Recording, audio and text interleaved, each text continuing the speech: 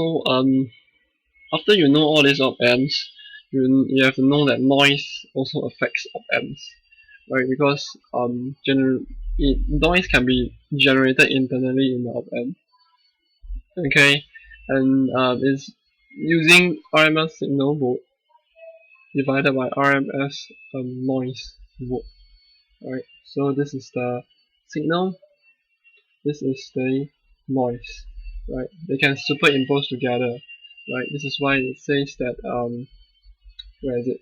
Yeah, the noise can be from its associated passive components or superimposed on the circuit by external sources.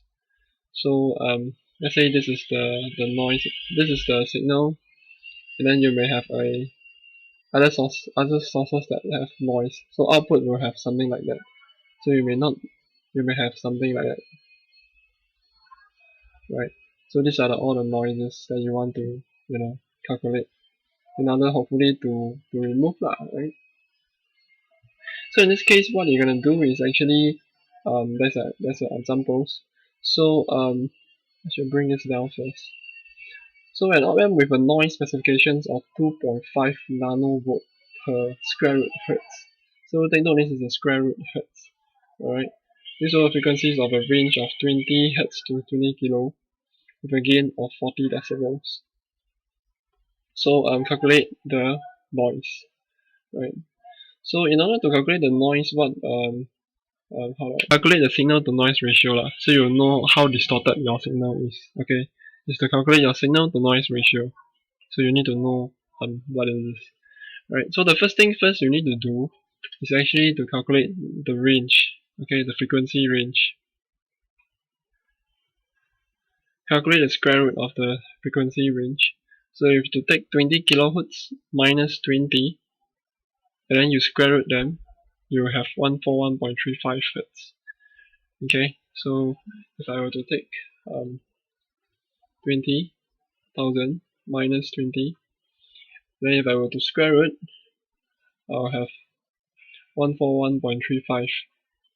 So this is the first thing you need to do is to determine the range first. Okay, the range means that how fast is it moving, right? This is the range it's talking about, right? So whether is this frequency very fast or is the frequency very slow? So it's taking the range between them and then you calculate at what sense, right? So and then the next thing is to calculate the input noise, right? Calculate the input noise. So how do you calculate the input noise? You know that the noise specification is 2.5 nanovolts, right? So it will be 2.5 times 10 to the negative 9, right? So in this case, you have to multiply with your frequency range, right? So it will be noise times frequency range. So if this said, you have your 2.5 nanovolt times your 141.35, you have this value over here. Okay, so let's say we have a 2.5 times 10 to the negative, where's the negative sign? Negative 9. Okay, good job, I don't know what the hell is. But nonetheless, you'll get this value lah, right? You'll get this value 353.3 nanovolts. Okay, actually this is not nanovolts, so this is actually 10 to the power of negative 7. Okay, there's a lot of errors in this node. Okay, if you were to go into your notes and see, right? If your notes, in your notes, it writes 2.55. In fact, it's only 2.5. So there will be a little error. So in this case, 10 to the power negative 7. Right? So with this 10 to the power negative 7, this is your input noise. A noise across the whole range. Right? So in order to calculate the output noise, you're gonna times the gain, right? Because you have a certain gain, 40 decibels. How will you get 100? Okay, if you were to remember, to change from decibels to to gain is 20 log gain, right? So in this case, you want to change to decibels to gain, in this case, you have to take base 10, because this is base 10. Base 10, your gain divided by 20, right? So in this case, 10, and then your gain is 40 decibel divided by 20, you will have 2, right? So 10 to the power square is actually 100. So this explains why you have 100 gain over here. So if you were to multiply your input noise, which is this one we found earlier, with the 10 to the 97 times 100, you will get 35.3 so after which you have a output of times 100 gain, right? You have a 35.3 times 10 to the negative 6 nu, right? So if you take a look, 353.38 nano times 100, you will have 353.38 times 10 to the negative 7, right? Right, 10 to the negative 9.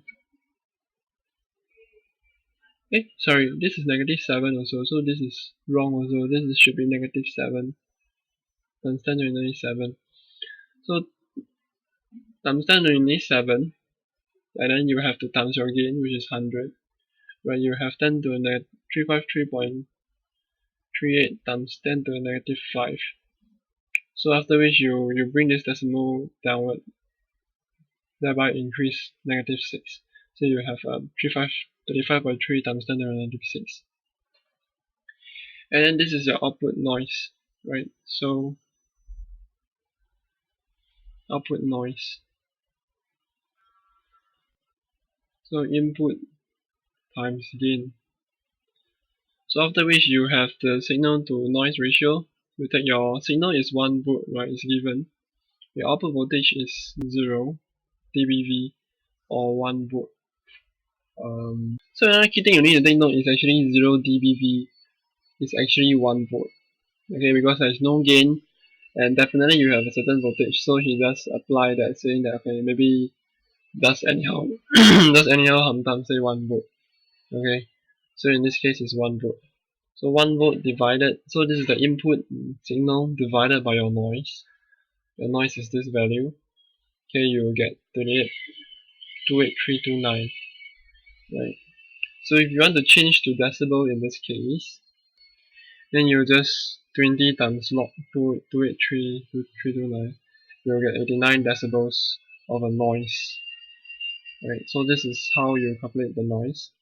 So with this understanding, let's do an example for a past year question. I don't know which year, but yeah. So I think I'll just stop here, and the next video we'll talk about how to do this question. Okay, see you.